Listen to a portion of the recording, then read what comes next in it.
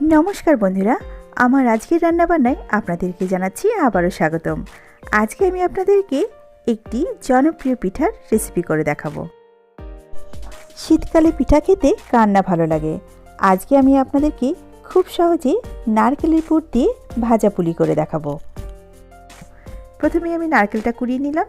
এখানে দেখুন গ্যাসের উনুনে আমি চলে এসেছি আর কড়াইতে বসিয়ে দিয়েছি প্রায় 250 গ্রাম দুধ। দুধটা ফুটে উঠতেই আমি এর মধ্যে দিয়ে দিলাম খেজুরের গুড়। শীতকালে যেহেতু খুব সহজেই খেজুরের গুড় কিনতে পাওয়া যায়, তাই খেজুরের গুড় দিয়ে কিন্তু শীতকালের পিঠা খেতে খুব ভালো লাগে। আপনারা চাইলে এখানে চিনিও দিতে পারেন, তবে আমি এখানে খেজুরের গুড় দিয়ে কিন্তু পিঠাটা তৈরি করব। দুধ যখন খুব ভালোভাবে জাল দেওয়া হয়ে গেছে, তখন আমি এর মধ্যে দিয়ে দিচ্ছি নারকেল কোড়া। এবারে এই দুধের মধ্যে নারকেল কোড়াটাকে আমি একটু ভালোভাবে জাল দিয়ে পুর তৈরি করে নেব।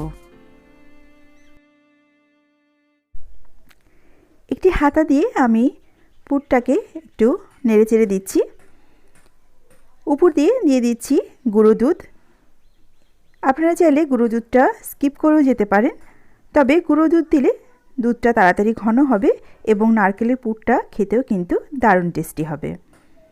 আমি এখানে 3 টিস্পুন গুঁড়ো দুধ অ্যাড করলাম। আবারও দেখুন আমি হাতা দিয়ে খুব ভালোভাবে নেড়েচেড়ে দিচ্ছি। এবারে দেখুন দুধটা অনেকটাই শুকিয়ে গেছে এবং নারকেলের পুরটা কিন্তু ঘন হতে শুরু করে দিয়েছে।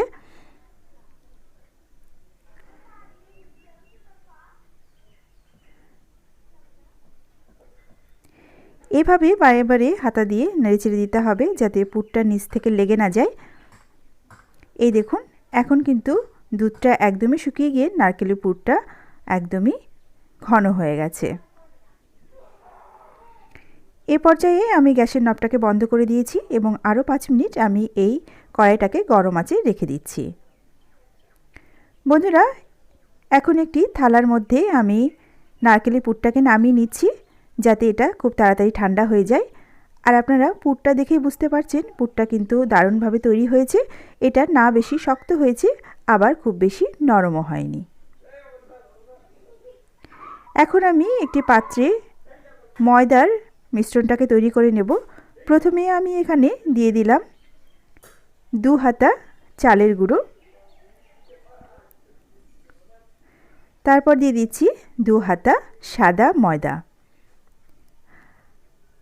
আপনারা চাইলে চালের গুঁড়োর পরিমাণটা একটু বেশিও দিতে পারেন, সেক্ষেত্রে পিঠেটা একটু শক্ত হওয়ার সম্ভাবনা থাকে।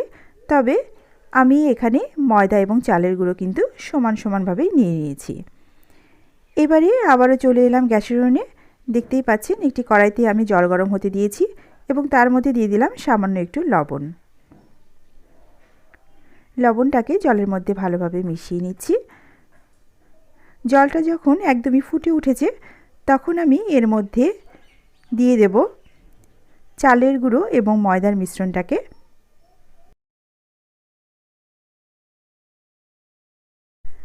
আমি অল্প অল্প পরিমাণে এই চালের গুঁড়োর মিশ্রণটাকে জলের মধ্যে দিয়ে দিচ্ছি। তারপর খুন্তি দিয়ে নেড়েচেড়ে এটাকে আমি খুব ভালোভাবে সেদ্ধ করে নেব। এভাবে চালের গুঁড়োকে গরম জলের মধ্যে সেদ্ধ করাকে আমাদের এখানে কাই খসানো বলে। তো আপনারা এভাবে কাই খসিয়ে নেবেন। এই দেখুন পুরো মিশ্রণটা কিন্তু আমি এবারে জলের মধ্যে দিয়ে দিলাম। এবারে এই ফুটন্ত গরম জলে আমি খুব ভালোভাবে এই চালের গুঁড়ো এবং ময়দার মিশ্রণটাকে সেদ্ধ করে নিচ্ছি। এভাবে চালের গুঁড়ো ভালোভাবে জলের মধ্যে সিদ্ধ করার মানে হলো যাতে পিঠেটা খুব নরমভাবে তৈরি হয়। এই দেখুন বন্ধুরা, একদমই কম আঁচে আমি এই চালের গুঁড়োটাকে নেড়েচেড়ে সেদ্ধ করে নিলাম। এই দেখুন দেখতেই পাচ্ছেন কতটা নরম হয়েছে। এটা এখন ভীষণই গরম, তাই এটাকে এখন আমি গ্যাসের থেকে নামিয়ে নেব। একটি থালাতে আমি মিশ্রণটাকে নামিয়ে নিচ্ছি যাতে এটা তাড়াতাড়ি ঠান্ডা হয়ে যায়।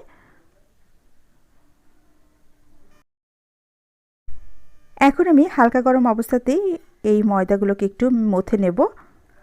একেবারে ঠান্ডা হলে কিন্তু মথে নেওয়া যাবে না, তো হালকা গরম অবস্থাতেই এটাকে আমি 3 টুকরো করে মথে নিলাম।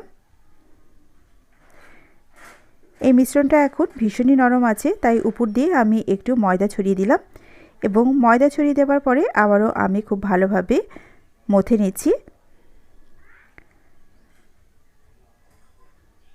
একদমই ময়দার রুটি করার সময় যেভাবে আটাটা মাখিয়ে নেওয়া হয় সেভাবেই কিন্তু এটাকে মথে নিতে হবে। যত ভালোভাবে মথে নেওয়া যাবে তত কিন্তু পিঠে সফট তৈরি হবে। এই দেখুন বন্ধুরা, প্রায় 3-4 মিনিট মথে নেওয়ার পরে কত সুন্দর সফট ডো তৈরি হয়ে গেছে। এখন আমি একটি ঢাকনা দিয়ে ঢেকে এটাকে 10 মিনিটের জন্য রেস্টে রেখে দিচ্ছি। এই দেখুন বন্ধুরা, এখন আমি পিঠে তৈরির সমস্ত সরঞ্জাম এখানে নিয়ে হাজির হয়েছি। প্রথমে আমি একটি গ্লাস আপনাদেরকে দেখালাম। এখানে রয়েছে ময়দার ডালা, এখানে রয়েছে শুকনো ময়দা, রয়েছে নারকেলের পুর আর চাকি ডলন। এবারে এখান থেকে আমি কিছুটা পরিমাণে লেচি কেটে নিচ্ছি। এই লেচিটাকে আমি আরেকবার একটু হাত দিয়ে ভালোভাবে মথে নিচ্ছি।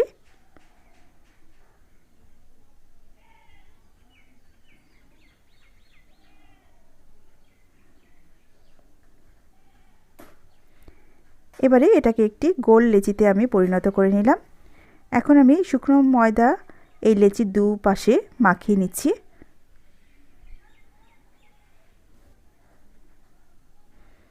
এভাবে এখন একটি বড় রুটি আমি করে নেব। রুটির শেপটা গোল হতে হবে তার কোনো মানে নেই, একটু পরেই আপনারা সেটা বুঝতে পারবেন। এই দেখুন, আমি একটি বড় রুটি তৈরি করে নিলাম। এবারে রুটির পুরুত্ব আপনাদেরকে আমি দেখিয়ে দিচ্ছি। এই দেখুন, এরকম পুরুত্ব কিন্তু রুটিটা তৈরি করতে হবে, না খুব মোটা হবে না খুব পাতলা হবে।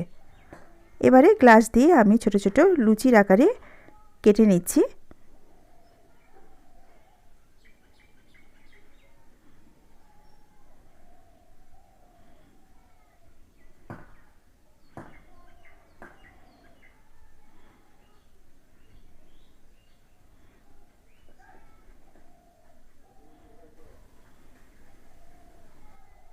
এই দেখুন, একসঙ্গে 5টি লুচি কিন্তু আমার তৈরি হয়ে গেল।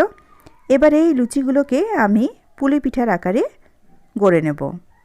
প্রথমেই আমি দিয়ে দিচ্ছি সামান্য একটু নারকেলের পুর।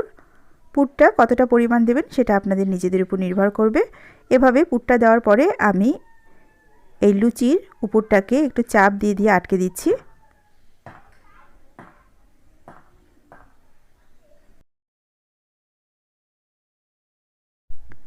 তারপর এভাবে আঙুল দিয়ে চাপ দিয়ে দিয়ে একটা ডিজাইন তৈরি করে নিচ্ছি। পুলি পিঠা কিন্তু অনেক ডিজাইনের তৈরি করা যায়, আপনারা চাইলে যে কোনো ডিজাইনের পুলি পিঠা তৈরি করে নিতে পারেন। তবে আমি এখানে সবচেয়ে সহজ ডিজাইনটি তৈরি করে আপনাদেরকে দেখালাম। যারা নতুন গৃহিণী তারা কিন্তু এই সহজ ডিজাইনটা ট্রাই করে দেখতে পারেন। এই দেখুন, আরেকটি পিঠাও আপনাদেরকে আমি একইভাবে তৈরি করে দেখাচ্ছি। প্রথমে এই লুচির উপরটাতে আমি একটু চাপ দিয়ে আটকে দিচ্ছি যাতে এটা খুলে না যায়। তারপরে এভাবে আঙুল দিয়ে দিয়ে চেপে চেপে একটা সুন্দর ডিজাইন তৈরি করে নিচ্ছি। এই দেখুন বন্ধুরা, খুব সহজেই তৈরি হয়ে গেল একটি ডিজাইনার পুলি পিঠা। তো চলুন বন্ধুরা, এভাবেই আপনাদেরকে আরও কয়েকটি আমি পুলি পিঠা তৈরি করে দেখাই।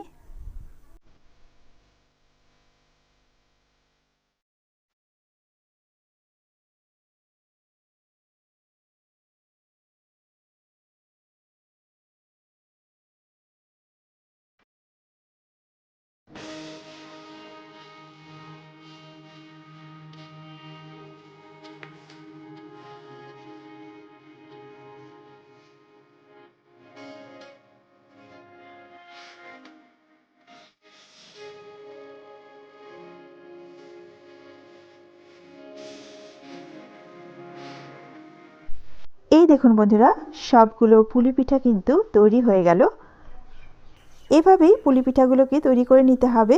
আর এখন আমি এগুলোকে তেলের মধ্যে ভেজে নেব। চলে এলাম গ্যাসের উনুনে।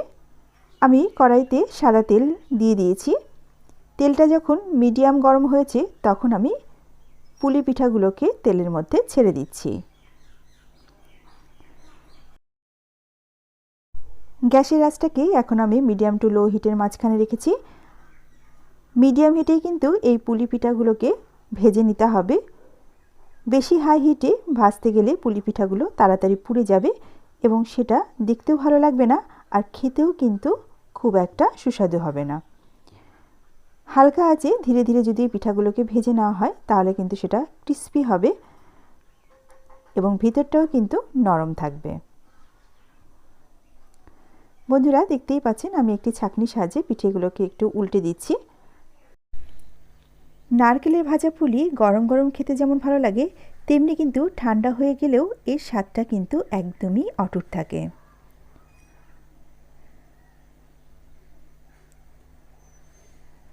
আপনারা চাইলে শুধু চালের গুঁড়ো কিংবা শুধু ময়দা দিয়েও কিন্তু এই ভাজা পুলি তৈরি করে খেতে পারেন।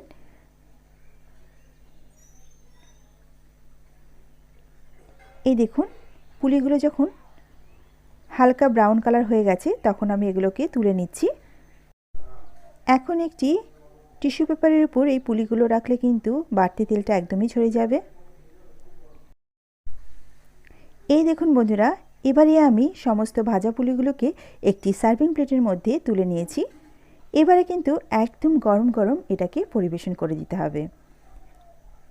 বন্ধুরা, এই পুলি পিঠা গরম হোক বা ঠান্ডা দুটোই কিন্তু ভীষণ সুস্বাদু।